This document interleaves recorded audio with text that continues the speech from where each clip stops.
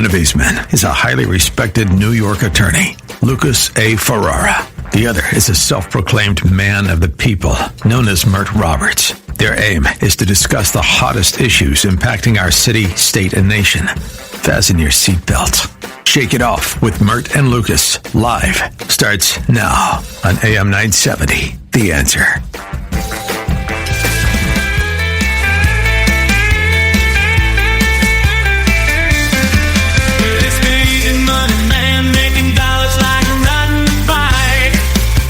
That's funny, Alex. What is the name of that one? Easy Money Man by Suno Show Music YouTube. Easy Money Man. Well, I don't know about easy, but the next topic certainly involves money. Lots of it. And you know how there are some topics that won't go away? The ones that keep coming back no matter how hard people try to forget them or push them aside? Well, reparations is one of those topics. And every few years it bubbles up in the headlines. A city tries something new. A university admits its past. A poll shows shifting attitudes. And suddenly everyone's arguing again. Now, some folks say it's about time we pay back what was stolen.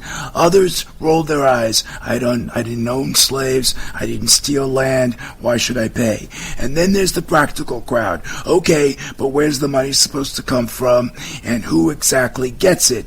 That's what we're going to unpack here in this segment. Not in a dry policy wonk way, but in a talky, let's think this through together kind of way. Because reparations aren't just about numbers on a spreadsheet. It's about history, morality, identity, and the future of a country still wrestling with its past. Where do you stand on reparations, Mert? Yes, give us our reparations. I definitely want it. Yeah, I'm black, so yeah, I'm for reparations. But I can also understand why white people are against it. But hey, that don't mean I don't want my reparations. Give me my reparations. That's what's supposed to happen. So give it to us, and we can figure out all the details. But give it to us. Let me say this, however. I think we need to stop doing it in a way where we try to shame white people. Because a lot of white people didn't own slaves. So we need to start doing it differently. We need to start saying the United States owes African Americans. Not white people owe African Americans. The United States did something wrong. You know, just like when we had the bailout for all the banks. Right. The United States footed that bill. White people didn't foot that bill. Black people didn't foot that bill. The United States footed the bill. So it makes sense that the United States allowed something to go on that at the time it was okay, but it's deemed that it was, retroactively it was bad. So the United States, not white people, the United States is saying, hey, we owe black people for what we allowed to happen to you guys. I'm going to agree with you on this one, because when slavery ended in 1865, there was a promise, Mert. General Sherman's famous 40 acres and a mule plan was supposed to give freed black families land along the coast of Georgia and South Carolina. Imagine what that could have meant, Mert. A chance to build wealth, pass it down, break free from dependence on former slaveholders. But President Andrew Jackson, the government, Mert, reversed it within months. Land was returned to the Confederates, and freed people were left with nothing. Instead of wealth, they got sharecropping contracts, debt traps, and Jim Crow laws. That broken promise is the underlying premise of the reparations debate. Indigenous communities, I can't even say it. Indigenous. Native communities faced with their own nightmare. The U.S. signed hundreds of treaties with tribes promising land, sovereignty, and protection, and most of those treaties ignored or violated. Land was seized, children were forced into boarding schools, cultures were suppressed. The trauma echoes across generations. So you're right, Mert. When people talk about reparations, they're not just talking about slavery or land theft in the abstract. They're talking about government action. They're talking about promises that were made and broken. And that's the key right there. That word you use, or those two words you use, broken promises, that's exactly what we're talking about. So we're not saying that white people promised promised this, even though it was white people who were in charge. I don't want to put it on white people. I want to let white people escape. I want to let white people be good, caring people. I don't want white people to have to feel guilty, so I'm not going to put this on white people any longer. I don't want anybody saying, white people are bad. I want people to say white people are great. Look what all these white people created. All these, we were talking about social media. All this stuff created by white people. White people are great. It's the United States of America. That is what we're going after. That's what owes us. For once, you're right. I think that's the most straightforward response, is that the government pays. After all, slavery and land theft weren't just private crimes. They were backed by law. They were enforced by policy. They were protected by government. If the government was complicit, and I'm suggesting, and I think you are too, Mert, that they were, then the government should repair the harm. And, by the way, Mert, there is precedent here. In 1988, the U.S. formally apologized to Japanese Americans who were forced into internment camps during World War II. Congress passed the Civil Liberties Act, which included a payment of $20,000 to each surviving internee. That wasn't charity. It was recognition of a constitutional violation. Why can't we do the same thing here? Well, we can't do the same thing because I keep saying it over and over again, and it needs to be repeated. There's this attachment that we put this on white people. That's why what I'm doing here today, let's remove white people. White people weren't attached to that situation in the 80s with Japanese people. They don't say, well, white people were so bad to Japanese people. They say America was. So let's do the same thing here. Let's say America was bad to African Americans. And think about this. White people. The tax money to pay for all this stuff is going to really come from you guys because you're 70% of the country. So, let's get this done before more black people are born, and then you have to pay more black people. Look at it that way. Let's get it out the way right now. Let's take care of it right now before more black people arrive, and it gets even more complicated.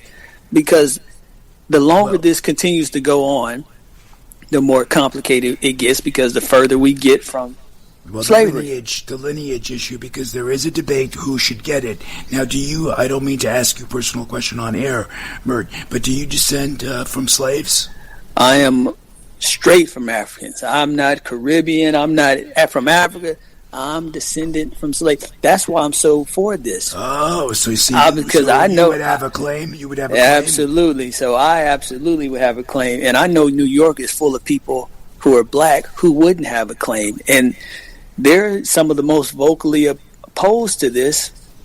But that's fine. I get that. They can be against it as well. But we need to make this clear. This is not blaming white people, because I think that's the biggest hurdle for this happening. Because if it was anything else, other groups wouldn't have gotten any reparations. I even think the United States, and you can verify this, Alex, didn't we help out people from Germany, the Jewish people from Germany? Didn't we help them out financially? I'm sure we did. I'll have to look, but I want to shift it to today's taxpayers. This is where I have the hang up, is that I feel like we're telling today's taxpayers who had nothing to do with the travesty of slavery to pay up. I mean, what is your thought on that? Taxpayers on the whole. There's something to that, Alex. I agree. But government is a continuous entity, right? So, in theory, it's our government that committed the wrongdoing under the facts that we shared earlier in the segment. Promises made and promises broken. Well, listen, listen. You got to be careful when we take those positions, because let there be another natural disaster, and people from California, they're looking at these people in Florida who are suffering. They're like, wait a minute, I didn't tell you to live there. It's not for people to feel compelled to want to do the right thing. The government can pass laws, can make things right. These elected officials can make things right, and they can speak up and be the moral compass for people such as yourself who doesn't want to give your money because you don't feel like you were connected Well, I understand that. That's why we have elected officials who should do the right thing and should explain to everybody that, hey, when one group hurts, we all hurt. And you know what, Bert? In one group, the government shouldn't be the sole contributor because their corporations have been accountable too. Did you know that Aetna Insurance Company sold policies on enslaved people's lives? The insurance giant has acknowledged that in the 19th century it sold policies insuring enslaved people, and if that enslaved individual died, Mert, the money went to the slave holder, not to the family of the deceased person. That's not ancient history, Mert. That's a direct line of exploitation, corporate profit. So there's corporate accountability. Listen, too. I don't want you saying stuff like that out loud, because when you say stuff like that out loud, and then it makes people say, well, I didn't do it. Let's just leave it on. Aetna did. But I'm saying you got to be careful, because now people are going to get defensive and not want to contribute. But history is history, right? And what about universities? Did you know that Georgetown University admitted it sold 272 enslaved people in 1838 to pay off its debts? And this is where we start to run into this. This is why we ain't never gonna get. This is why I'm never gonna get my reparations, because I know what you're doing. I'm never gonna get my reparations. Why are you because saying that? You're creating a class out there that is going to say, well, wait a minute, you're going to single us out? Okay, I'm going to put money into fighting this thing. I'm going to recruit people. I'm going to How can Aetna deny its history? How could Georgetown deny its history? It's because shameful. they can say the same thing that Alex just said. Hey, those people who are running Aetna back then, that's not us. We changed things up. We donated to black people. Like, there's a million different ways that they can try to distance themselves from that. That's why I don't even want you bringing that stuff up, because you're just going to create a class of people who are going to get on the defensive, and they're going to recruit other people. But Because I think there are solutions here, because Harvard, Yale, Princeton, they all had ties to enslaved labor or benefited from donations. Don't say that, because those are the smartest people in this country. They got connections to everybody. They exploited the black people. You think that that's okay? Look, No, I'm realistic. I know if you go out there and you try to blame all the Ivy Leagues, this is never going to happen, because they're in every single corner of this government. They get elected more than anybody in this government. And if you start going after these institutions, then you're definitely not going to get anything, because nobody wants to say, I have a Harvard degree and it's tainted by slavery. They're not going to want that to be out there. So you're just creating more problems. No. As a matter of fact, Harvard recently pledged $100 million to address its ties to slavery, Mert. The money will go into a fund supporting descendants of enslaved people and communities harmed by Harvard's history. So you should apply there then, because you'll get in. Georgetown, as mentioned, has offered admissions preferences and scholarship money. Brown created a reparations fund years ago after investigating its own ties. So these moves are symbolic, yes, but they're also financial. Universities sit on massive endowments, billions of dollars, Mert, and redirecting even a fraction of that money toward reparations sends a powerful message. Okay? Listen, what I'm saying is this. I don't want an apology. I don't need an apology. I just want the money. I just want the money. I need well, the I money. don't think Mert wants any of these corporations, universities do this out of guilt, is what I'm hearing, right? Yeah, I don't want anybody to feel sorry for what they're doing. I just want the government to come up with a way to take the money. You know, the last guest just came up with a 3% tax. Maybe we can just tax everybody, or a 3-cent tax. Maybe we can do that for black people. But we don't need to go around making people apologize and then tucking their head, because that's not going to do anything but create dissension, create pushback, because nobody wants to be the one who allowed slavery to thrive and who took away reparation. Nobody wants that slapped onto their reputation. So let's do away with that. Let's try to figure out a way to punish everybody at the same time, if that's how you want to put it. A tax on everything across the board to pay for this thing. Let's do it that way. I don't want anybody taking responsibility for this. It's the United States. That's it. Well, let me ask you this. I don't know if you know this, but the city council in New York here did do a vote to begin studies on reparation. Did you follow that last year? No, because it's not going anywhere, because they're looking to blame people. I already know what they're trying to do. They're trying to point at people and point fingers. If you're not taxing everybody as a whole, then it's not going to work, because you're eventually going to single somebody out and they're going to resist. And I already know how that's going to work. You're creating an enemy. You're creating a bad guy. You're creating a fall guy. And anytime you go try to take something out of somebody's pocket, you're going to get the brightest lawyers to fight against it. So I don't like that perspective, that stance. Let's just blame the United States as a whole. We can all point the finger at the United States and leave white people alone. Let white people, because white people already got enough problems. Leave white people alone. Leave them alone. They don't want to be blamed for that anymore. Just leave them alone, and let's give black people our money. I just want my money. Can I get it, please? Now, I have an idea. How about we actually tax the families of the, those that are living. Oh, here you go. Of the Andrew Jacksons, and even here you go. No, see, look, here you go. Because now you're gonna have to tax them crazy to give money to black people who live in California, and then black people who live in Iowa. Like, you're going to have to do so much to a specific group of people. No, everybody needs to accept some of this tax. And so we don't have time, because we're running out of time for this segment, but, part of the controversy also is who's going to get this money. And William Sandy Darity, one of the leading scholars on reparations, said, reparations must be direct payments to descendants of enslaved people, not vague social programs.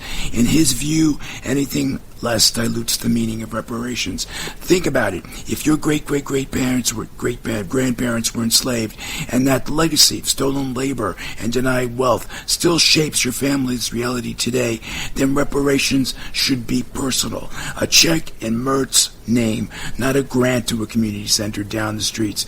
But the problem, Mert, is going to be proving lineage, and that is a conundrum that's going to probably get stuck in years of litigation too, even if we were to pass or to come up with some sort of idea. So it's going to be a complex kind of issue. But hey, at least we're talking about it, and we're trying to make amends for errors of the past. Listen, they need to hurry up and get this done before I get too old. That's all I'm trying. Let's speed this up. I don't want to blame anybody. I don't want an apology. It's okay. I forgive everybody. Let's just get the money in. Everybody can, feel comfortable knowing that Mert said, I'm not blaming white people. Let's just tax everybody and figure out which black people actually deserve the money, so we can get our money. This is such a very delicate topic, but how did your family, talk about this with you growing up? Nobody's talking about this. Nobody talks about this unless you have a very educated and smart, Harvard-educated family. Nobody's talking about, man, we should get reparations like that. Nobody talks about this type of stuff. So it's not a conversation where black people are actually desperate for this. That's why it hasn't happened. It's not something we're desperate for. However, I'll accept the money. I want the money. So let's stop blaming people. White people, I'm not blaming you. Well, look, reparations are just a policy. They're a conversation, a long, winding, sometimes painful conversation about who we are and what, if anything, we owe and how we move forward together. Well, with that said, let's move forward by welcoming you to Shake It Off with Mert and Lucas Live. This is Lucas Ferrara with me in the studio. You've heard from the amazing Mert Roberts, Alex Gavitt, and Gabby Pisani. Are you still there? Yes, I am. Great show so far tonight. Thank you, Gabby. When we come back, we'll be joined by Chris Najera. He's the author of The Hard Truth, Stopping Alcohol. Don't touch that dial unless you're swapping it for sparkling water. Stay tuned, stay sober, stay straight, right with us right after these messages. Shake It Off with Mert and Lucas Live. We'll continue.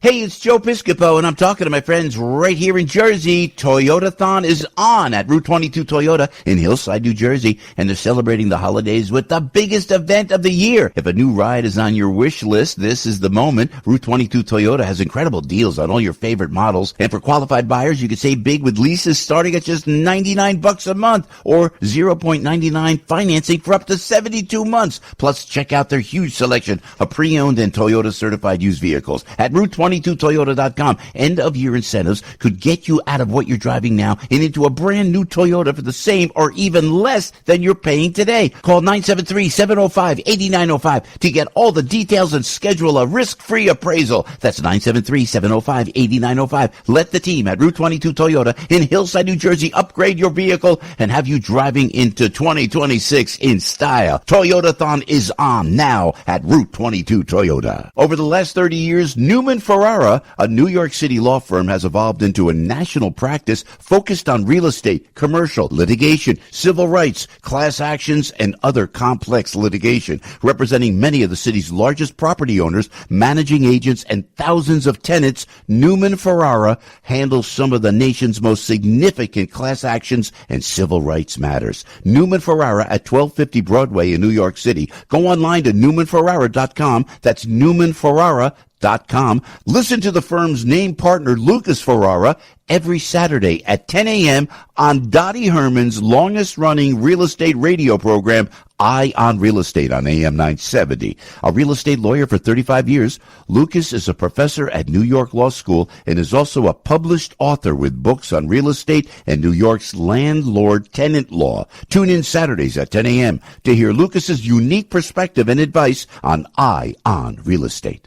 Trans-Siberian Orchestra's 2025 The Ghosts of Christmas Eve Tour is underway. Enter our Home for the Holidays with TSO Sweepstakes. It's your opportunity to win some fantastic holiday prizes. The grand prize includes a 75-inch smart TV and home theater system, a $1,000 gift card, an exclusive online meet and greet with a TSO band member, and much more. Enter to win free tickets to see Trans-Siberian Orchestra. Go to am970theanswer.com/TSO. Feel like you're trying to push a boulder uphill wearing skates? If you run or manage a local business today, you're challenged like never before. We get it, and we want to help. We're Salem Surround. We're a full-service marketing agency that'll help you increase your customer base by designing incredibly effective plans to reach your consumers day, night, and everywhere they might be. If you're a local business and want to see what Salem Surround can do for you, Google Salem Surround New York. Remember to Google Salem Surround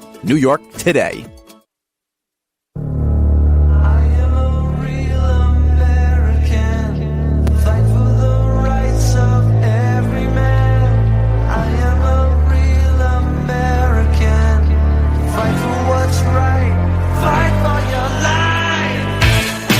Welcome back to Shake It Off with Mert and Lucas, live on AM 970, The Answer.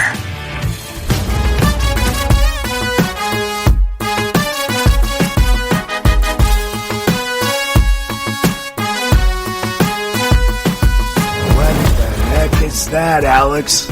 So this is Alcohol by Leo Music. Alcohol, uh-oh. I'm not sure. Which I haven't touched since May of 2024. I'm not sure our next guest is going to appreciate that, Alex. Christopher J. Najera is a college graduate, certified life coach, public speaker, and now published author of The Hard Truth, Stopping Alcohol, a no-nonsense, eye-opening guide for those ready to take back control from alcohol. With over 30 years of personal experience battling alcohol dependency, Chris speaks from a place of raw honesty and lived truth. His transformation began not in a clinic, but at rock bottom, where real change was the only option. Driven by a mission to expose the truths alcohol companies won't admit, Chris brings together powerful facts, personal stories, and practical tools to help readers understand their relationship with alcohol and reclaim their lives. Born and raised in El Paso, Texas, Christopher is proud to give back to communities all all over the country. His book is available in English and Spanish, and it's making waves in the recovery world. When he's not writing or speaking, he's mentoring others on the path to sobriety and helping them discover that it's never too late to make a change. And it's never too late to welcome you to the program, Chris. Thanks for coming on today. Yeah, thank you guys for having me. Thank you guys for having me today. Now, Chris, what inspired you to write a book centered around alcohol and its impact? Well, being that, over the years, growing up here in El Paso, Texas, it's part of the culture. It's part of everybody. We tend to drink it on weekends. We grew up, everybody celebrates, and drinking's a big issue. It's a part of the culture down here in Border City here in El Paso, Texas. And just over the years, just drinking, weekend drinker, and then 52 years old now, and towards the end I couldn't stop drinking, and I wanted to find out what's going on. And when I was in my outpatient facility and I saw the people around me, having the liver transplant, being on a liver transplant list, younger than me, kidney failure, being in dialysis, and I'm like, okay, what's going on? So I started doing my research, and I looked up a bunch of stuff that I had no idea, and I didn't even know, at 50 years old at the time, I didn't know anything about this. And it's more of it's a crisis. There's 400 million people suffering from alcohol use disorder. And I had all these facts that I discovered. I said, you know what, I'm going to put this in a book. So I created the book, The Hard Truth Stopping Alcohol. Let me ask a question, Lucas. It's the Burdinator. Be careful, Chris. He's a fellow Texan. I'm from Texas myself. Texarkana, Texas, representing out. Let me ask you. Nice. Do you miss it? Do you miss drinking? Here's the thing, man. After I learned, when I did, like the year before I stopped, I had a DWI, and then I went to the hospital a year after that. It was 3 years before that. And so I went to the hospital and I had my stomach pumped, and it was all because of alcohol. And just the things that I witnessed and the things I researched and everything I found, I don't want to go back to that. I know so much about it now that I've changed my mind about it. And it's hard. Trust me, it's everywhere. It's in every corner. It's in every restaurant. It's in everywhere you look. It's almost there. And so, do I miss it? I'm going to say no, because after I found out everything it's doing to people and destroying lives, it's worse than wars, and it's worse. It's almost a pandemic. It's almost a crisis, and nobody's talking about it. And that's why I created The Hard Truth. Now, let me ask you a question. Do you think it's possible to have a relationship with alcohol and it not be detrimental? And I'm asking this for a very specific reason. So, can you answer that for me? Ask me again. I want to verify. What is it again? The question I'm asking you: do you think it's possible to have a healthy relationship with alcohol where it doesn't get out of hand and it doesn't get out of control? So, this is what I found. Okay, it's genetics, and what I mean by genetics is that everybody handles alcohol differently. Right. When some people can actually have a drink and not have a drink in 6 months. Some people have a drink, they get the euphoria, and they like it. It's one of the most addictive substances on the planet. They find out it's just as addictive as cocaine, heroin, and the withdrawals are actually more deadly than any of those types of substances. So, but what it does is it depletes the dopamine in your mind. If you're drinking it regularly, it depletes the dopamine, serotonin, GABA receptors, and you're going to start craving it. It's very addictive, and that's what nobody talks about, nobody knows about. And so, yes, I don't think it's different for everybody. Can somebody have a relationship? I've heard of people say, well, I control drinking. I don't drink every day. And I said, well, okay, we're adaptable beings. If you're drinking every weekend, and you're relying on it, if you're relying on it for stress, if you're relying on it for good times, if you're relying on it on every aspect of your life, you're addicted. And get the blood work, check your body. But can somebody have it? Well, if it's a self-diagnosed, I call it a disorder. Would you be open to prohibition? Would you want to go back to those days? Would you be in favor of that type of just banning alcohol outright? Would you be in favor of that? So I think at the end of the day, I'm very against alcohol because of everything I've researched and found out. Would I go back to prohibition? I don't think it would ever go back to prohibition because it's a billion-dollar industry and nobody sees it as a problem. But if it was up to me, I think prohibition should have stood. And I think, because of the families that get destroyed by it, the deaths that happen every single year, 3 million people die every single year from alcohol-related causes. That's something that nobody talks about, and so... You know what? I think that's a good...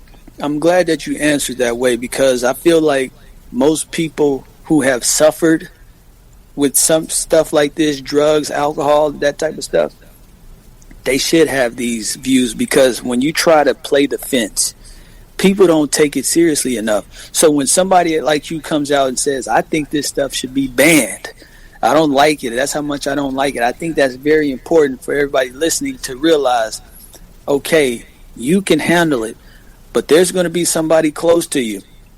Maybe you work with somebody who's going to just totally abuse this and it's going to ruin their lives.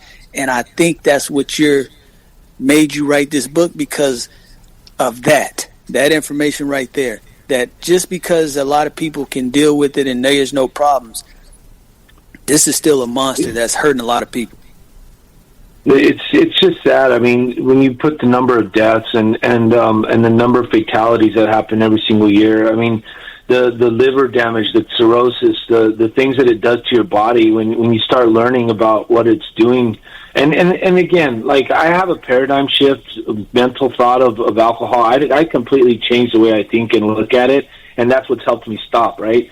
But most people don't see it as a problem because of the advertisements. There's $1.7 billion put into advertisements every single year, and it's promoted as fun and okay when it's not fun and okay. And if the real information were to get out to the public and people would start learning about how bad it really is, I think people would start changing their minds. And you're right. That's why I wrote the book, because people need to know about this. I mean, it's detrimental. I mean, it's destroying families. It's children's lives are being disrupted and affected by it.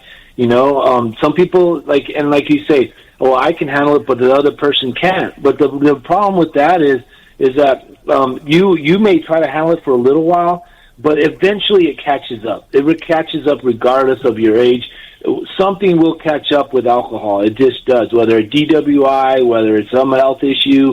There's so many health issues. 7 fatal cancers are linked to alcohol, and nobody talks about it.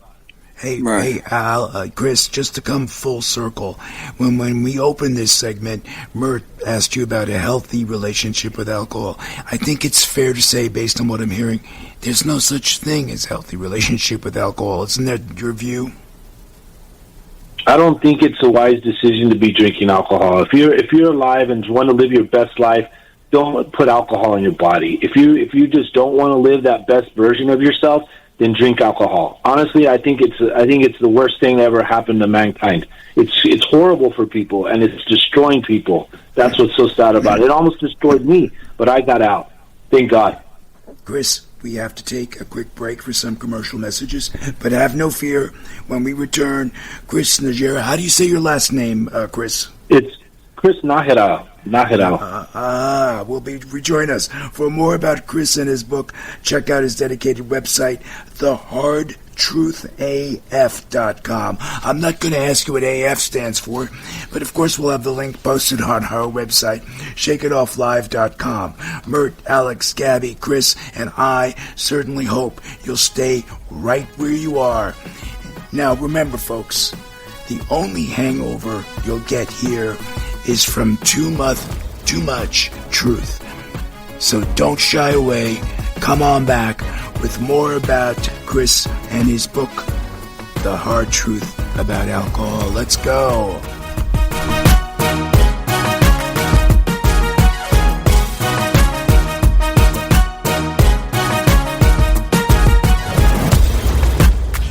Over the last 30 years, Lawyers Newman Ferrara, a New York City law firm, has evolved into a national practice focused on real estate, commercial, litigation, civil rights, class actions, and other complex litigation, representing many of the city's largest property owners, managing agents, and thousands of tenants. Newman Ferrara handles some of the nation's most significant class actions and civil rights matters. Newman Ferrara at 1250 Broadway in New York City. Go online to newmanferrara.com. That's newmanferrara.com. Listen to the firm's name partner, Lucas Ferrara, every Saturday at 10 a.m. on Dottie Herman's longest-running real estate radio program, Eye on Real Estate, on AM 970.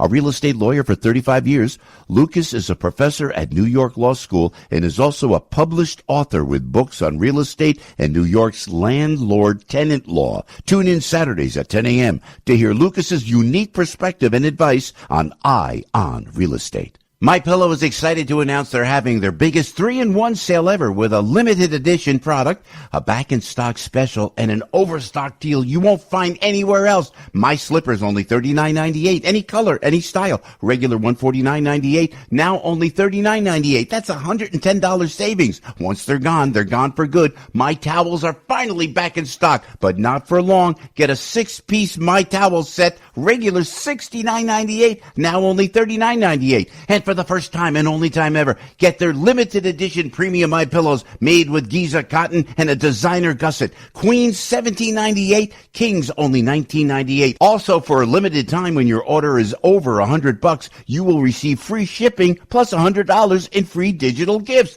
So go to mypillow.com or call 800-651-0798 and use the promo code Joe P. Use your promo code for the best offers ever. Quantities are extremely limited, so order now. Unity Bank is dedicated to community-oriented banking and offers a full range of services, including business and personal accounts, business loans, and mortgages. Unity has locations throughout New Jersey and in Lehigh Valley, Pennsylvania, expanding its footprint to 21 retail locations. If you're a small business owner, you know how frustrating it is to be a nobody at the big banks. You should be banking at a community bank like Unity. You can have a personal relationship with the president and CEO, my good friend Jim Hughes. Jim asks that you call him directly at 908-713-4306, 908-713-4306, or send an email to james.hughes, Hughes, at unitybank.com, and Jim will get right back to you. You can't get this type of service at the big banks. Visit unitybank.com. FDIC insured, equal opportunity employer, and equal housing lender. Unity Bank, growing with you.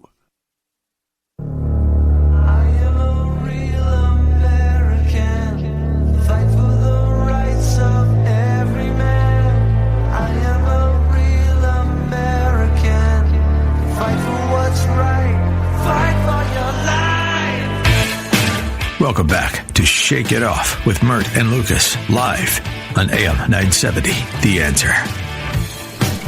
Welcome back. We've been speaking with Christopher J. Najera.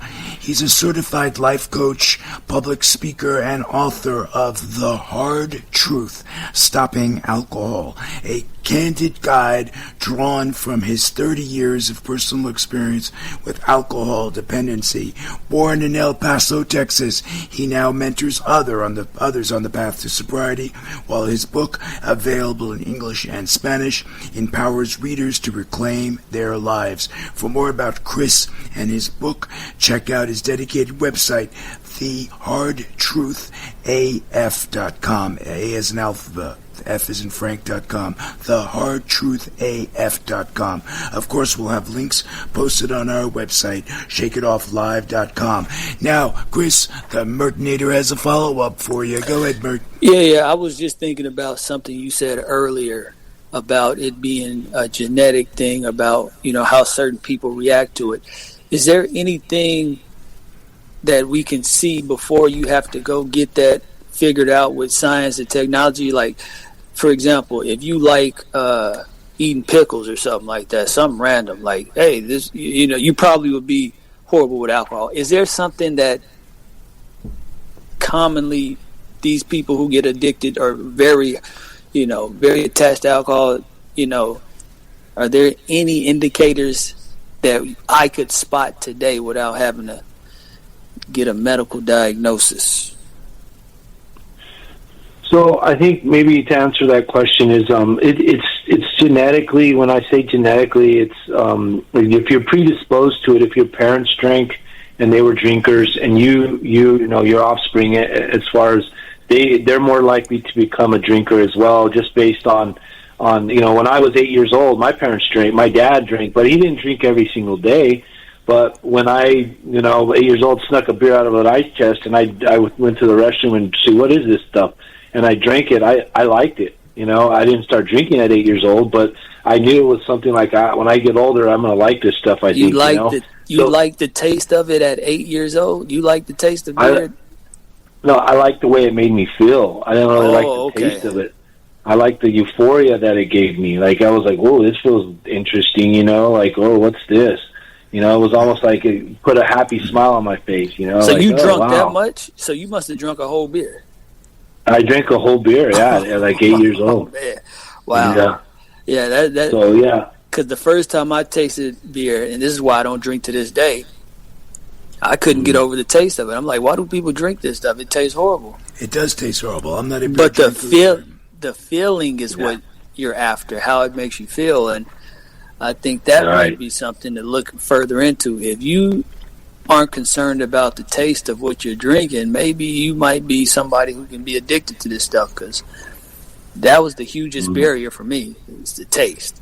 And I think that some people like the taste of it. I mean, but some people can't stand the taste of it. So again, I think it's just a personal preference. Everybody has their taste buds and what they like and what they don't. But I think at the end of the day, it's what the person.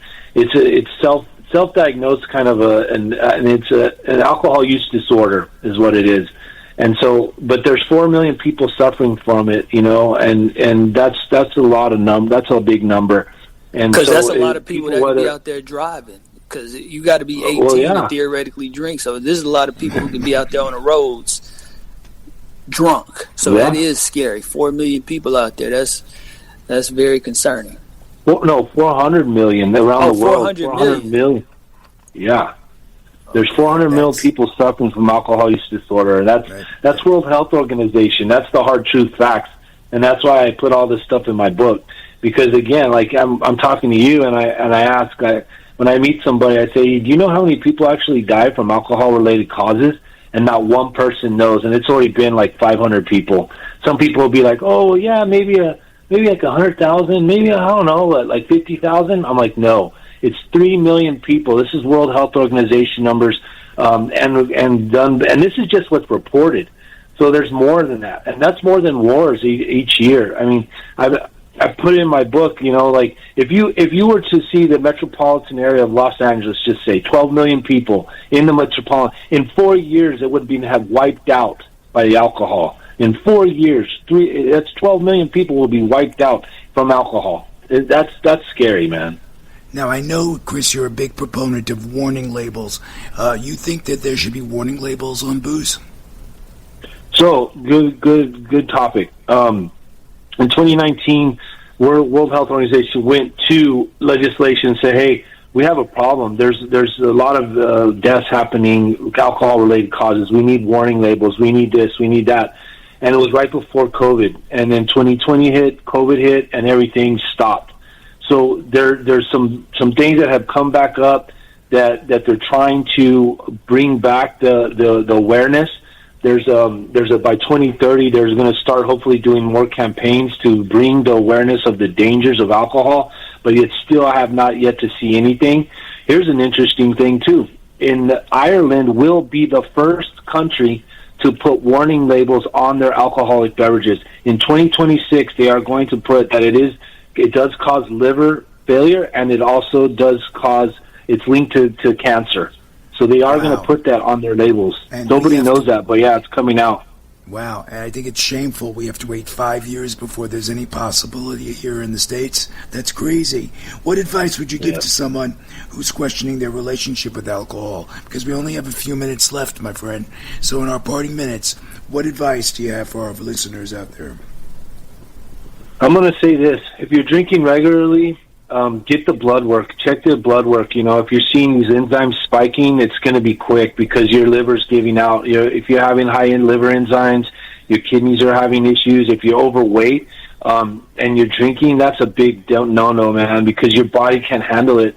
Your body's going to break down really fast. Alcohol will take 26 years of your life away if you can drink continuously, and that's a fact. True? So Is another that hard true? truth. 26 years? It'll take away 26 years of your life if you drink regularly. Yes, that's a fact. Wow, that's significant.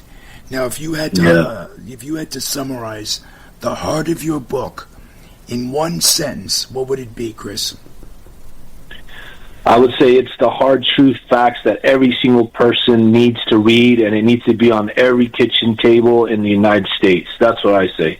Should they talk about alcohol in schools? Because I don't think they're doing that either, are they? The families? Nobody is. Shameful. No, nobody is, and they need to. They need to start talking about it. It's that bad. I mean, the numbers are there. I'm not making it up. The World Health Organization numbers are there, and it needs to be talked about. It's pretty bad. But I've been off booze for about a year now, no alcohol whatsoever. And from a personal experience, thank you. And that is, you deserve congratulations. 30 years, that's amazing. Sobriety. But I sit there and the experience of dinner is no longer the same because people that I'm with, they're high, right? Because they've been drinking their martinis or their vodkas on the rocks, and I'm just sitting there drinking sparkling water with lime.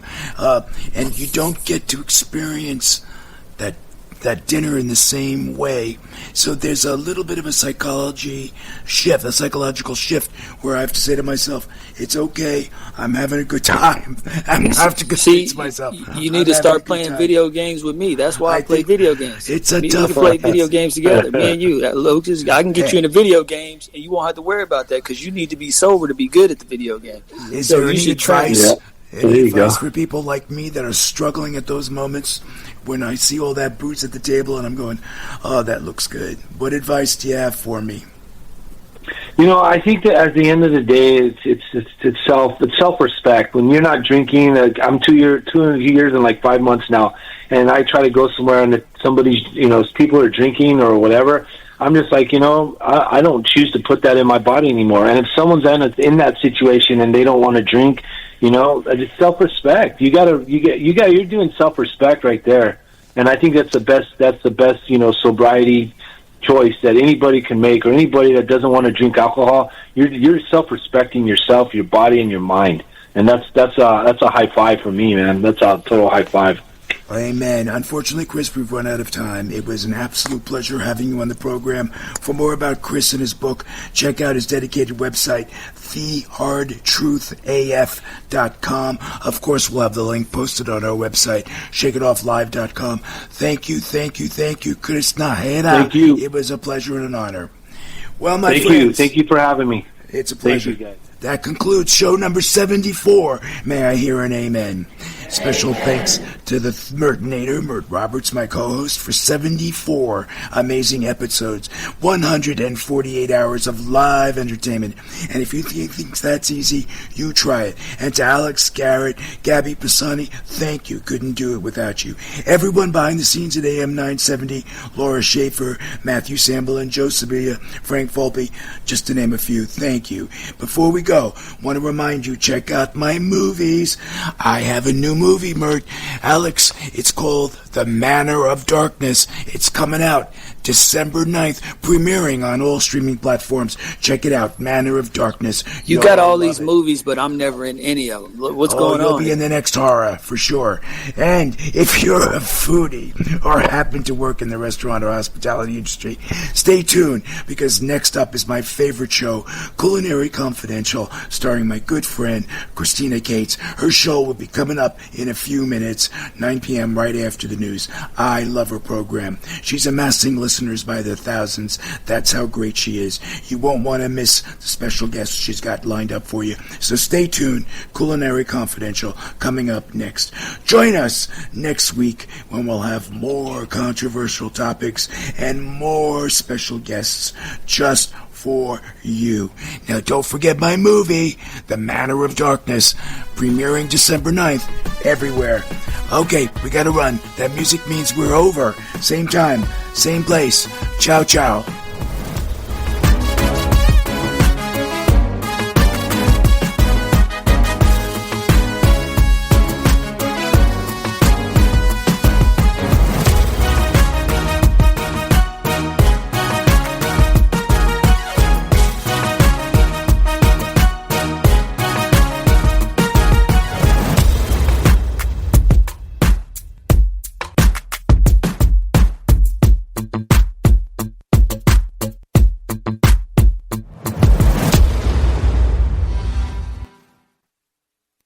The preceding program is sponsored by Shake It Off Live, LLC.